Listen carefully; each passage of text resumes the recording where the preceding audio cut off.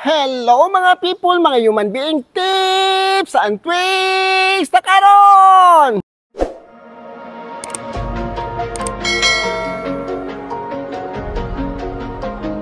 O ito naman, my customer. Ang buhok ni ma'am, wala tong problema kasi matagal na tong customer. Bago lang siya naligo, ganito ang nangyari sa buhok niya, hindi sinuklay. Ganito oh. Pero walang problema to, ang ganda ng buhok ni ma'am oh, at saka kulay. Ikulay bago mag-ribbon. So tingnan natin, subukan natin to, maganda ang buhok niya. Ngayon, nagtagalog naman ako kasi marami nag-request na sana magtagalog na kamadam kahit hindi namin maintindihan. O ganito, ganito ang buhok, no? Diba? O sige, i-try natin to pagandahin ang buhok ni ma'am kahit maganda na. Kaso lang hindi siya nagsuklay, no? Pero okay lang yan. Maganda na pagkatapos dito. Ribbon, pero hindi ako magamit ng rebonding na bundastic. Yung isa lang. Yung color nga, Igora. Tinimbang na kulay.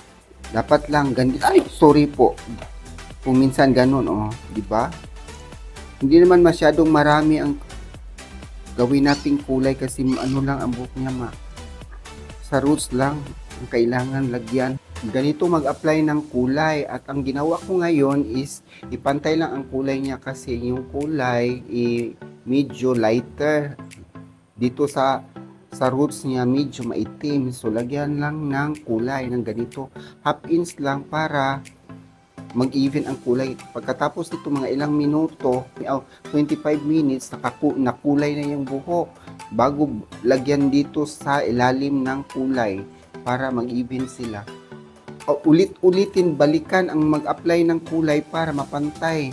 Kay ang buhok, hindi lahat na buhok na lagyan mo ng gamot. So kailangan lagyan mo ng medyo madami-daming kulay. Ang ginawa dito, yung kulay natin is higher. Yung 12% ang ginawa kong developer at saka yung kulay is 12 series para magpantay sila kasi black yung buhok niya. Bago magkulay ng buhok, lagyan ng hair primer porosity balancer para hindi masira ang buhok. May kulay na sa roots niya sa ilalim. Ano lang to, inaplayan ko ng kulay pagkatapos na kulay, di ba medyo kulay na no, di ba na even na, madali lang yan. Paulit-ulit lang balikan ang buhok, nilagyan ng kulay para mag-even ang color kasi kung hindi mo ulit-ulitin pagkulay, may portion na hindi malagyan ng kulay, so ang buhok hindi pantay yung kulay nila. Pagkatapos nito, ilang minuto din pwede din isuklay para lahat ng buhok makulayan sila, hindi naman yan masira kahit palagi kang nakakulay ng buhok. Basta Schwarzkopf, hindi yan, walang problema. Ginamit kong pang rebonding is the straight therapy, yung milk rebonding. Wala akong number 1 sa ngayon kasi walang available na number 1. Ito ang number nila, 0 at saka number 2. Gimix ko, mix 1:1 para maging number 1. Doon naman sa dulo ng buhok, kailangan nung gawin ang number 2. Di pwede ang number 1 sa dulo. Dapat number 2 ang gamot na gamitin para hindi masira.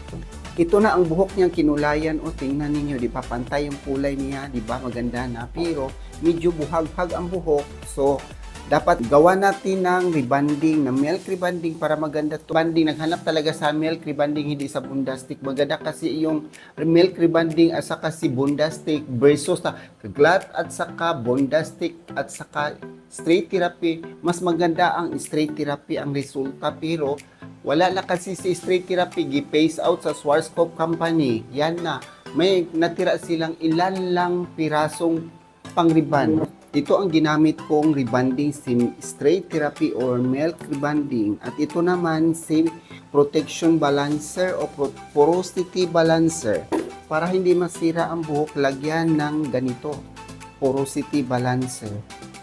Sandali lang, ito si porosity para hindi masira yan ang buhok. Pag hindi mo nilagyan ng ganito, hindi naman siguro masira, pero dapat kailangan nilagyan ko ng gamot na straight therapy or milk rebonding. Hanggang dito lang nilagay ko kasi dito lang yung nag-wave niya. Dito naman ang ilagay pagkatapos ng mga 70 minutes o 1 hour and 10 minutes ang ano ko, timer ginawa. Dito naman pagkatapos sa dulo, yung number 2, kasi ano to, rebonded na, last year pa. Pero maganda pa rin ang buhok niya, di ba? Pagkatapos nito, tapos ito nilagay, mga 30 minutes, lagyan naman ng number 2, ito si number 1.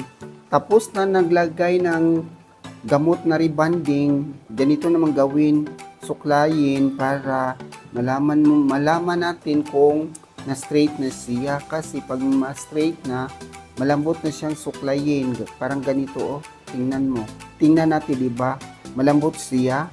Pagkatapos maghila ka ng kaunti din ganito, rubberize tested, sandali lang, ganito siya, rubberize tested, kung hindi na siya mag-expand.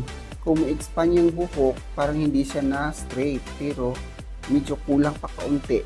Straight therapy nga number 2, ito siya ngayon.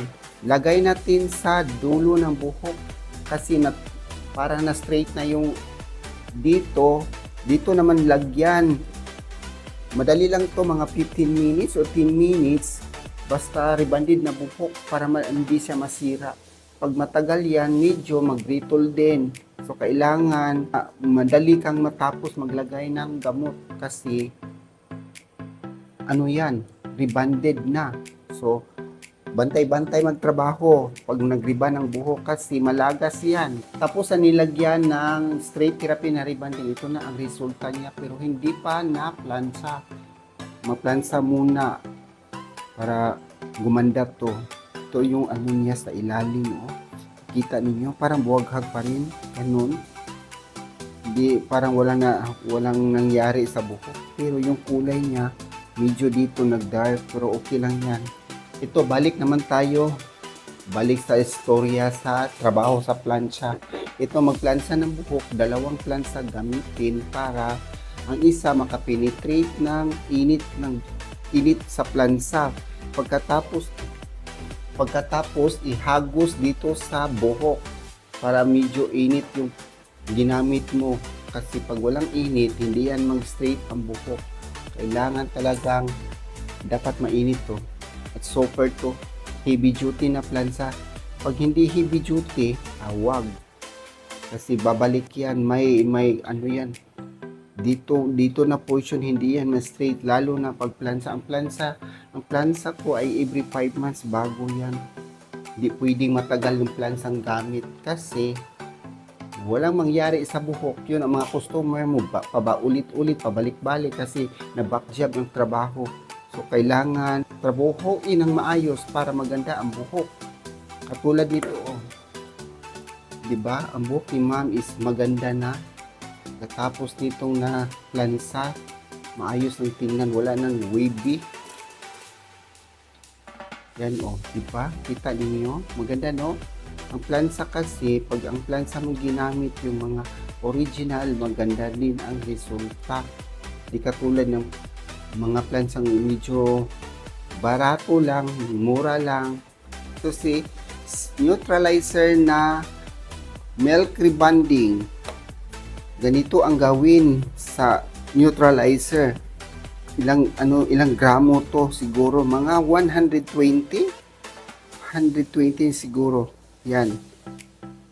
Kailangan marami ang neutralizer kaysa rebonding. Nilagyan ko ng straight therapy na neutralizer milk rebonding. I-leave to ng 15 minutes lang para straight na siya. Huwag paabutin ng 20 minutes to 30 minutes kasi buhaghag yung buhok pag matagal mong i-leave ang neutralizer. Kailangan madali lang. Ito, naglagay naman tayo ng Repair Rescue treatment na Bonacure sa kanyang buhok para maganda na ito pagkatapos ng ating trabahong nagriba ng buhok ng straight therapy. Diba? Humok na ang lambot ng buhok.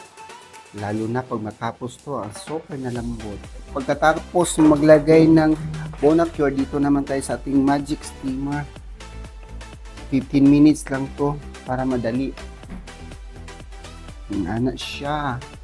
Pangyayari sa mundong ibabaw. Kaya ito ang resulta ng kinulayan ko na buhok pagkatapos niriba ng straight therapy, diba? Super ganda na, lambot oh, di ba? Ganito ang rebonding ng Schwarzkopf product. Super lambot ang buhok. Kahit anhin mo pa yan, bukas pwede na ito iligo para madali mawala yung mga gamot na nilagay natin na rebonding na Schwarzkopf si straight therapy, di ba? Ganda no, di ba? Oh, ganito na ma'am ang buhok mo, di ba? Super ganda na. Ug sa tanang nagtanaw din ha, daghan kay salamat. Ug bye-bye sa sunod na to kita-kita. Bye-bye.